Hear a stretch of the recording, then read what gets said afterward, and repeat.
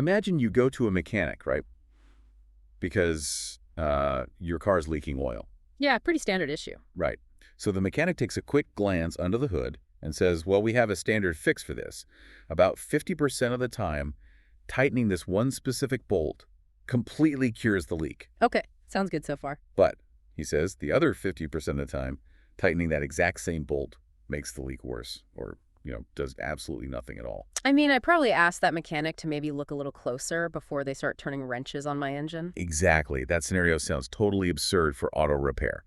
But as our stack of clinical sources reveals today, that is exactly what millions of women dealing with stress urinary incontinence are facing in the medical system. It's a really striking parallel, actually, because when we look at the clinical data, treating incontinence without isolating the specific underlying mechanical failure, it's essentially guessing in the dark.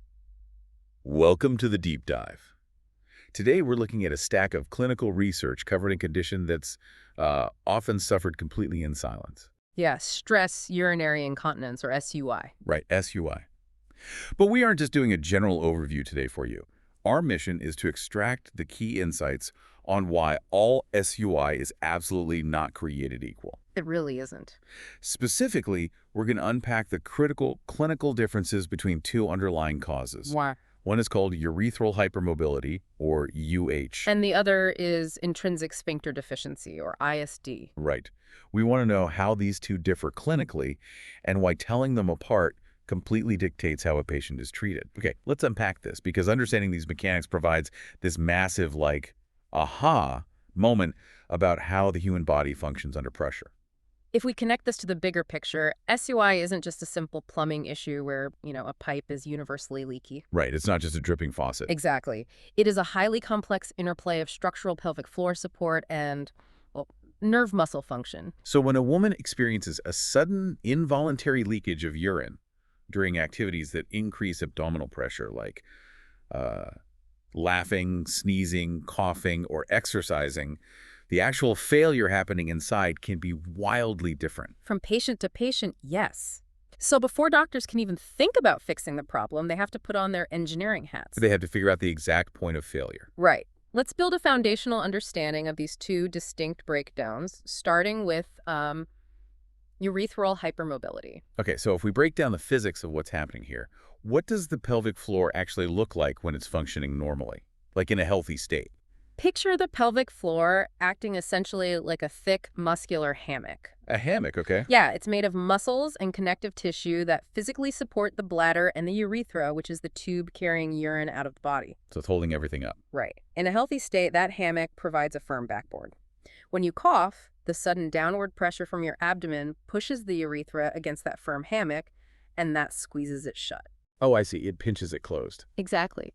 But in urethral hypermobility, that hammock weakens or it tears. And based on the sources, that structural weakening seems, heavily tied to physical trauma, right? Very much so. Because one MRI study noted that 52% of incontinent patients had a history of vaginal delivery trauma. Yeah, 52%. Compared to 0 in the continent control group.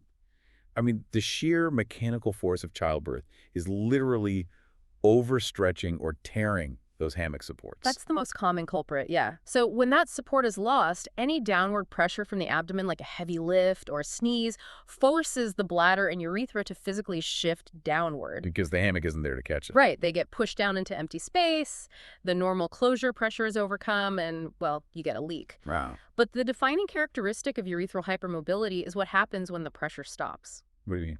At rest, the bladder outlet and the urethra remain closed.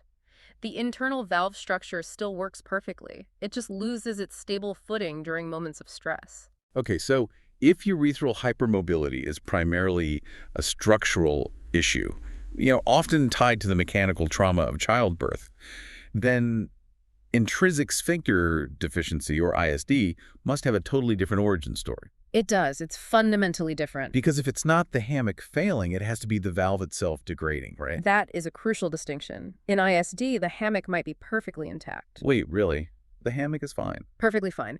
The problem is the internal sphincter muscle itself. The sphincter is this ring of voluntary muscle that encircles the urethra, and it's supposed to squeeze tight to prevent leakage. Okay, so what goes wrong in ISD? Well, in ISD, this muscle is physically weak, or the tissue inside the urethra lacks the necessary bulk to coapt. Coapt, that's a very clinical term. Right, coaptation is just the medical concept for tissues coming together to close properly and create a watertight seal. So the inner lining of the tube literally cannot touch itself to close the gap. Exactly. The clinical literature actually describes the most severe forms of ISD as a fixed lead pipe or stovepipe urethra. Lead pipe, that sounds awful. Because the seal is fundamentally broken, the bladder outlet is actually hanging open even at rest. Oh, wow. So they don't even need to cough to leak. Right. A patient with severe ISD doesn't need that heavy pressure. Urinary leakage occurs with very minimal effort, like just standing up, and it can sometimes result in continuous passive dripping. That sounds incredibly debilitating. And the culprits behind that tissue degradation are completely different from a torn hammock, right? Completely different. The sources point to nerve damage, previous pelvic surgeries that may have, inadvertently scarred the sphincter, neurological disorders, and even hypoestrogenic states like menopause. Yeah, that last one surprises a lot of people. It surprised me. I had no idea estrogen played a role in, plumbing. It's actually huge. Estrogen is vital for maintaining tissue plumpness and blood flow in the urethral lining. Really? Yeah. So when estrogen levels drop significantly during menopause, that urethral tissue thins out and atrophies. It loses its bulk, and suddenly, that watertight seal just fades away. Okay, let me make sure I'm visualizing this clinical difference correctly. Go for it. Is it fair to say urethral hypermobility is like a perfectly good garden hose that lost its mounting bracket on the side of your house? That's a great way to look at it. Right, so the hose itself is fine, but when the water turns on and the pressure hits, it thrashes around and spills water because it's untethered. Exactly. Whereas ISD is like the hose nozzle itself having a broken, leaky rubber gasket. Yes. It doesn't matter how securely that hose is mounted to the wall, Yeah. right? It's just going to drip constantly because the internal seal is gone. That analogy captures the mechanics perfectly. In UH, the valve works, but the mounting is loose. In ISD, the mounting is secure, but the valve is broken. Which makes it incredibly obvious why you wouldn't treat them the same way. Right, exactly. You would never try to fix a broken nozzle by putting more brackets on the wall. You'd just be wasting time. But the real challenge for clinicians is that a patient doesn't walk into the office saying, "Hey, doc, my sphincter lacks coaptation." No, of course not. They just walk in and say, "I leak when I sneeze." The symptom is identical. The end result is exactly the same, which means the diagnostic detective work is everything here. And historically, uncovering a loose hammock diagnosing urethral hypermobility relied on a rather notorious procedure called the Q-tip test. Ah, yes, the Q-tip test. I have to say, reading about this in the sources, it sounds vaguely medieval. It's not the most modern approach. Imagine you're the patient sitting on that exam table. Right. You're already dealing with a vulnerable issue, Mm-hmm. and the diagnostic tool involves a cotton swab. It is not the most comfortable procedure for the patient. A sterile, lubricated cotton swab is inserted directly into the urethra until it reaches the level of the bladder neck. Ouch. Yeah. Then the patient is asked to perform a Valsalva maneuver, essentially bearing down or coughing forcefully. Okay, and then what? The clinician watches the external end of the swab, the part that's sticking out. Because the swab is rigid, it acts kind of like a lever or a joystick. A joystick. Oh. That is a wild image. Right. If the internal plumbing shifts downward under pressure, the external end of the swab points upward. Like a seesaw. Exactly. And if that angle changes by 30 degrees or more from its resting position, it indicates significant urethral movement. So they are literally using a physical stick to measure the internal geometry of your bladder. Pretty much. I mean, it makes sense from a purely mechanical standpoint, but the sources also point out it can cause inflammation, and it's highly invasive. Very invasive. Which is why the shift toward imaging technology is such a big deal. What's fascinating here is how diagnostics are evolving to replace these invasive physical tests. Transperineal ultrasound, or TPUS, is emerging as a highly effective alternative. So it's an ultrasound, basically. Right. By placing an ultrasound probe externally on the perineum, doctors get real-time dynamic video of the bladder neck and urethra while the patient is sitting, standing, or coughing. And they aren't just looking for a general shift, right? They're measuring the exact distance the bladder neck moves. Down to the fraction of a millimeter. One of the comprehensive studies in our stack determined an optimal diagnostic cutoff value. If the distance the bladder neck moves from a resting state to maximal stress is more than 13.3 millimeters. 13 point. Yeah. 13.3 millimeters. That predicts urethral hypermobility with a 93.3% specificity. 13.3 millimeters. It is wild that the difference between a functional pelvic floor and needing surgical intervention comes down to a structural shift the size of a fingernail. It's incredibly precise. But here is the logical next step. Let's say a patient gets that ultrasound, and their bladder neck only moves 5 millimeters. Okay. So the hammock is perfectly tight, but they are still leaking.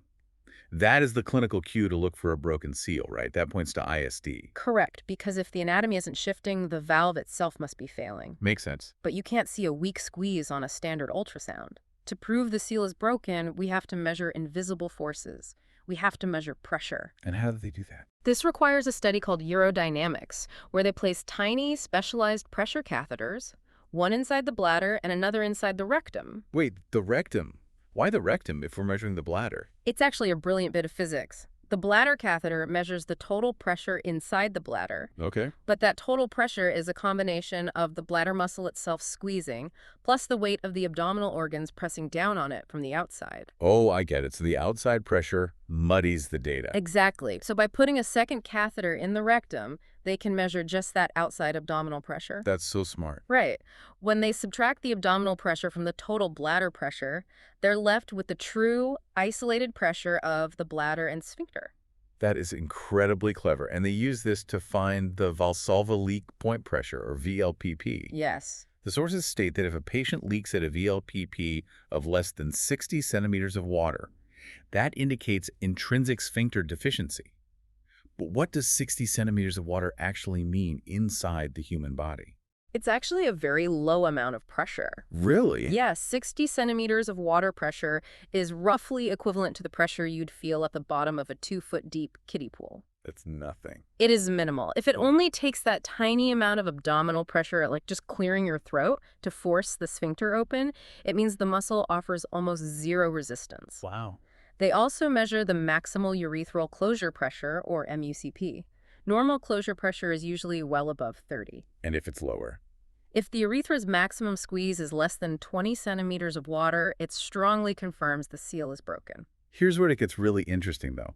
We have this all neatly categorized now, right? Ultrasound angle for the hammock, pressure test for the seal. Nice and tidy. But I was reading through the Fleischmann study from the Montefiore Medical Center, and it completely throws a wrench into this neat little binary system. The Montefiore study is a classic example of why medicine is an art as much as a science. Totally.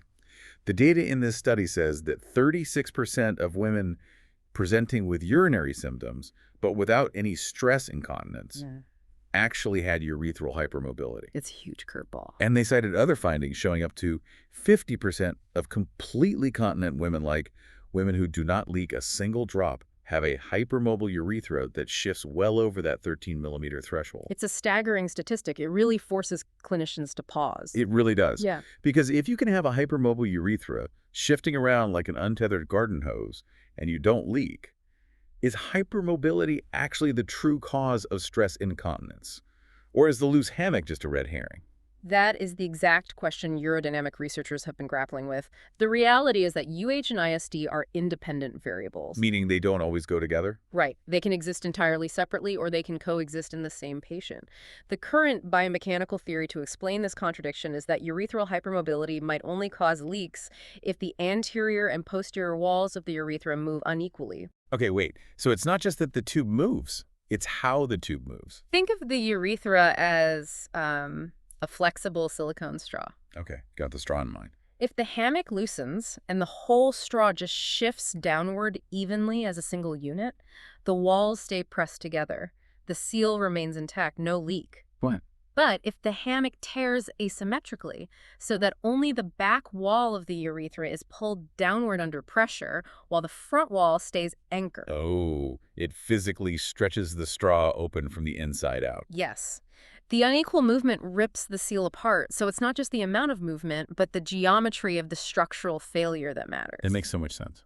And further complicating things, if a patient has ISD, that broken internal gasket having hypermobility on top of it doesn't necessarily make the leaking worse. Really? You'd think two problems would equal more leaking. You would think so, but the Montefiore study showed that for patients with ISD, having a hypermobile urethra didn't increase their pad weight or the frequency of their leaks. Because the seal's already gone. Exactly.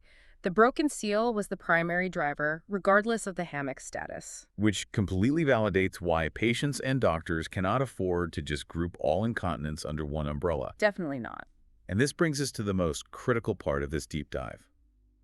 The revelation that UH and ISD are distinct mechanical failures directly explains why a treatment that completely cures one patient will absolutely fail another. The treatment data is really eye-opening. Let's look at the Garrett study. This compared the surgical success rates of a very common procedure called a transobturator suburethral sling. A very standard surgery. Right. So they tracked 70 women, 39 had urethral hypermobility, and 31 had intrinsic sphincter deficiency. And the outcome data is just night and day. The treatment divide is where doing the diagnostic detective work proves its worth. For pure urethral hypermobility, this sling procedure is incredibly successful. Like, how successful? The study showed a 95% success rate. 95%.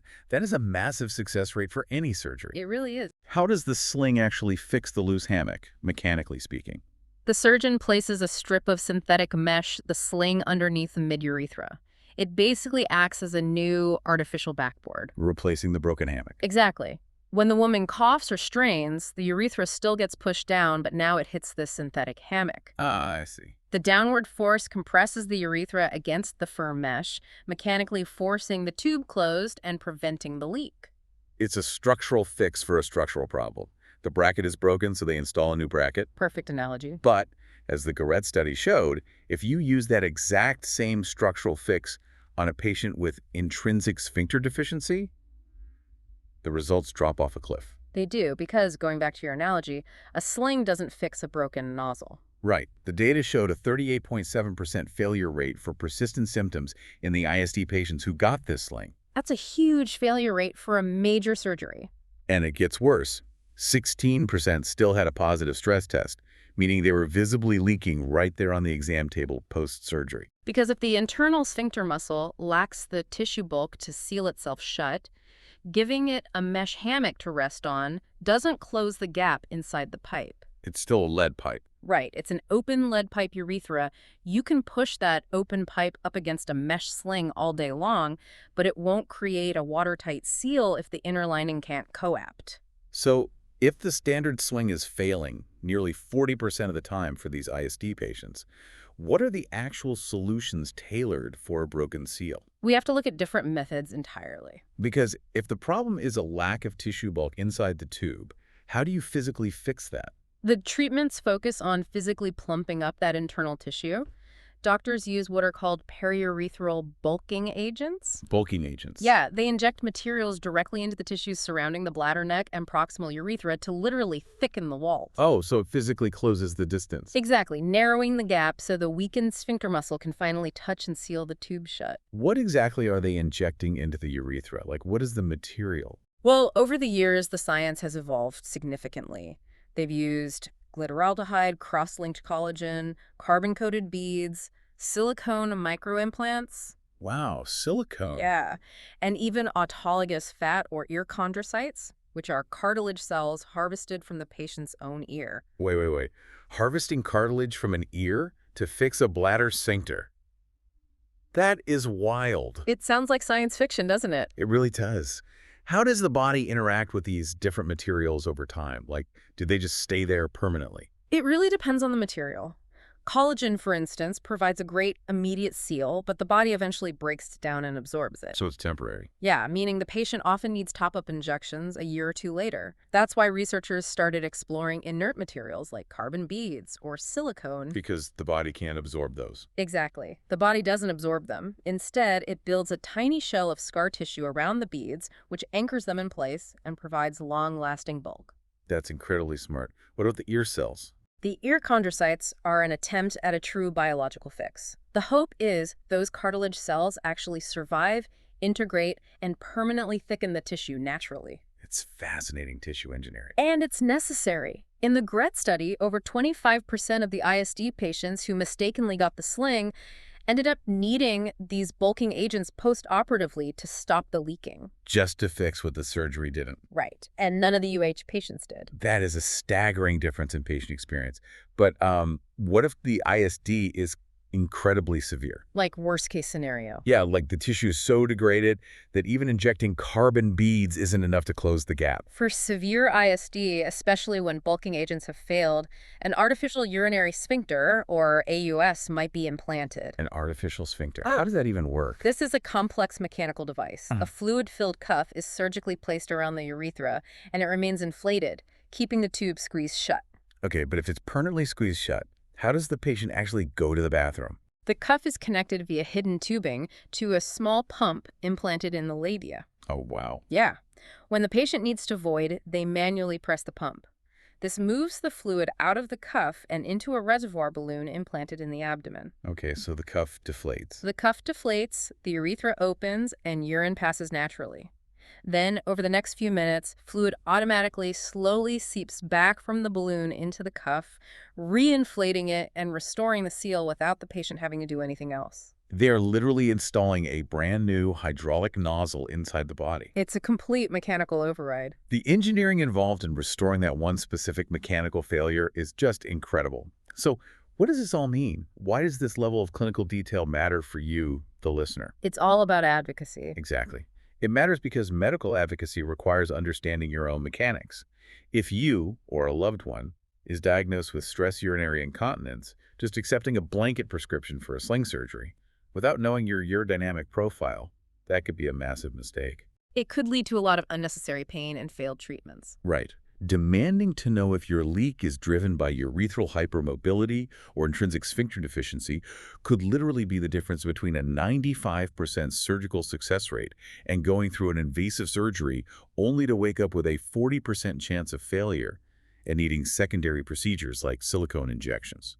Knowledge really is the ultimate tool for navigating these diagnostic muddy waters. When you understand the why behind a symptom, you can demand the right how for the treatment. So, to summarize our journey through the clinical data today, SUI is not a single condition. It is a symptom that reveals one of two very different mechanical failures. Right. It's either a loss of structural support, the broken hypermobile hammock, or a broken internal seal, the lead pipe nozzle of intrinsic sphincter deficiency. This raises an important question. What stands out to you about how differently we have to treat the human body depending on the invisible mechanics underneath? It's a lot to think about. It's a reminder that we are complex, dynamic systems, and tracing a symptom back to its physical physics is essential. Absolutely. And I want to leave you with a final provocative thought to mull over, building on the imaging technology we discussed. Oh, the ultrasound stuff. Yeah. We saw in the sources that transperineal ultrasound can now measure a pelvic floor disruption down to a 13.3 millimeter shift. Right, incredibly precise. If imaging is becoming this advanced, and we know that things like childbirth trauma cause these structural changes, could we one day use AI and ultrasound to map a woman's pelvic floor before she ever develops incontinence? Oh, that's an interesting idea. Imagine doing a routine scan, right, postpartum. Could we analyze that baseline, spot a tiny 5 millimeter asymmetrical shift in the hammock, and prescribe custom, hyper-targeted physical therapy to fortify that exact ligament, essentially curing incontinence years before the first leak ever happens? Predictive, structural fortification. Moving from reactive surgery to proactive biomechanics. It's a fascinating frontier. It really is. Thank you so much for joining us on this deep dive. Keep asking questions, keep looking for the why, and keep learning. Because when it comes to the human body, sometimes you just have to figure out how the machine is broken before you can even think about picking up a wrench. See you next time.